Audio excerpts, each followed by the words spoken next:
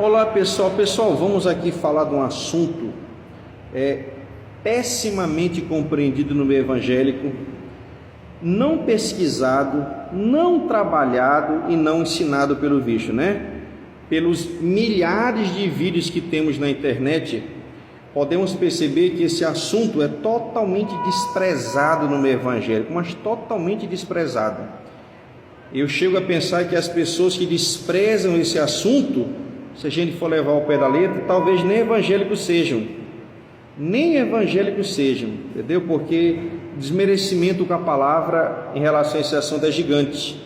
Então você pode abrir, por favor, aí em 1 Coríntios 14, versículo 19.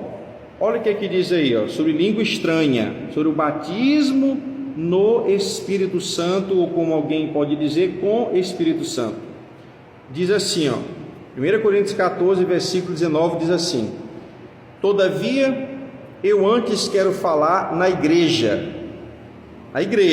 em ambiente de culto, 5 palavras na minha própria inteligência, para que possa também instruir os outros, porque evangelho é ensinamento, do que 10.000 palavras em língua desconhecida. Olha o que o apóstolo Paulo fala.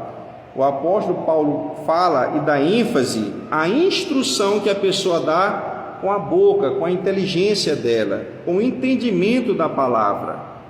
Olha o que ele fala aqui, todavia ele é apóstolo, todavia eu antes quero falar na igreja 5 palavras na minha própria inteligência, para que possa também instruir os outros, do que 10.000 palavras em língua desconhecida. Já dá uma comparação aqui bem distante uma coisa da outra. Qual é a preferência de Paulo? Falar em língua estranha ou pregar a mensagem? Está claro que é pregar a mensagem. Vamos continuar. Irmãos, não sejais meninos no entendimento, mas sede meninos na malícia e adultos no entendimento. Está escrito na lei: por gente de outras línguas e por outros lábios falarei a este povo, e ainda assim me não ouviram, diz o Senhor. De sorte que as línguas são um sinal, não para os fiéis, mas para os infiéis. E a profecia não é sinal para os infiéis, mas para os fiéis. Quer dizer, quando a pessoa está falando língua estranha, uma pessoa que está de fora, ela fica assim, que língua que essa pessoa está falando? Ela fica admirada. Uma pessoa chama ela no privado e fala assim: isso aí é um dom do Espírito Santo, é um batismo com o Espírito Santo. Aí a pessoa que não é evangélico, ela fica, olha, fiquei admirado com isso aí, uma língua desconhecida, eu não conheço essa língua. Não, é um dom do Espírito Santo. Agora eu compreendi, agora eu entendi. Vamos continuar lendo.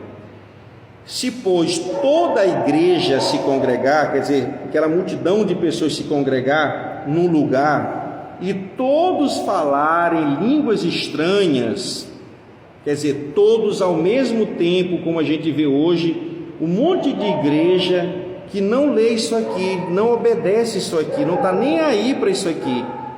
Além deles falar em língua estranha, aí tem a roda-roda, aí tem o tambor, agora estão se vestindo de branco, aí ficam babando, aí fica se tremendo.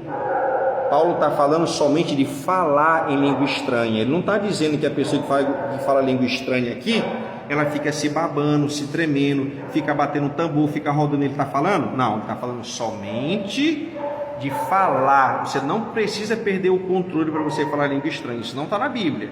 Isso não é comportamento de Deus.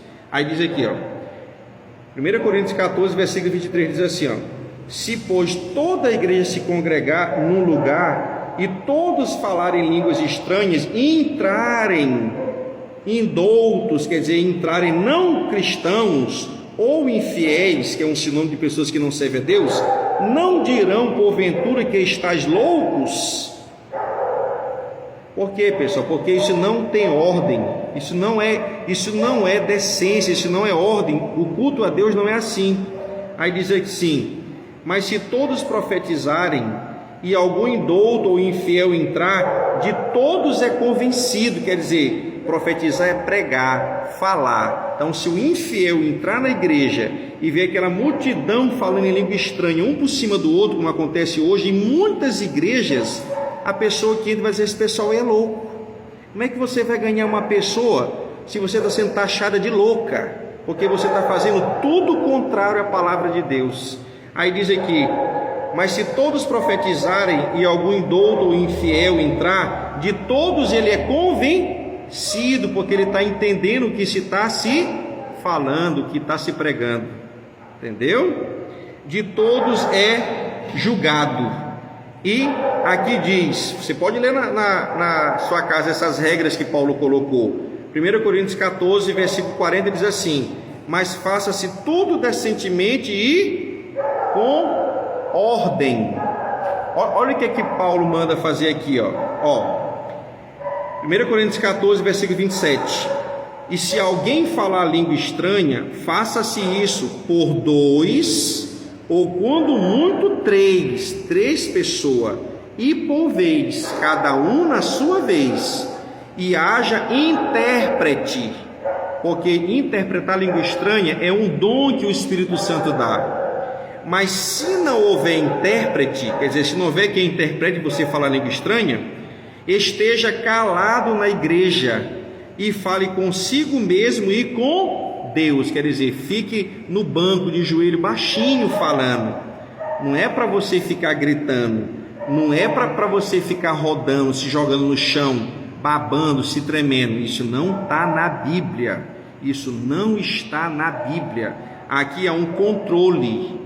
Há um controle. É tanto que Paulo diz: mas se não houver intérprete, esteja calado na igreja. A pessoa tem domínio próprio para se calar, não fica descontrolado.